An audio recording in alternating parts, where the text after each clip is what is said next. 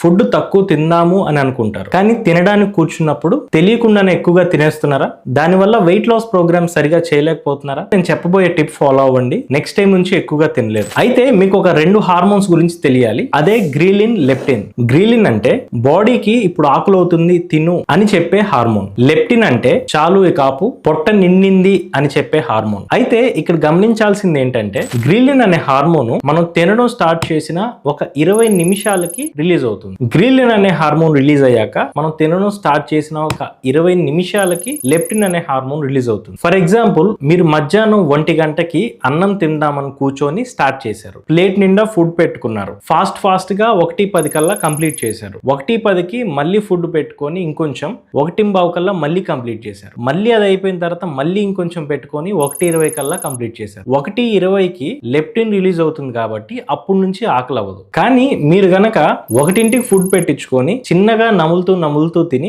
1:20 దాకా అదే first time పెట్టుకున్న క్వాంటిటీ తిన్నారు. 1:20కి లెప్టిన్ రిలీజ్ అవుతుంది. ఆ తర్వాత ఆకలి అనేది అవ్వదు, మరొకసారి పెట్టించుకోబుద్ధి కాదు. కాబట్టి స్లోగా తిన్నాం అనుకోండి, ఒకసారి పెట్టించుకున్న ఫుడ్ దాదాపుగా ఒక 20 నిమిషాలు ఫోన్ చూడకుండా, టీవీ చూడకుండా స్లోగా తిన్నాం అనుకోండి, ఇంకొకసారి పెట్టించుకోవాల్సిన అవసరం ఉండదు. వెయిట్ లాస్ కూడా మనకి హెల్ప్ అవుతుంది. ఈ వీడియోని మీ ఫ్రెండ్స్ అండ్ ఫ్యామిలీ మెంబర్స్ కి షేర్ చేయండి.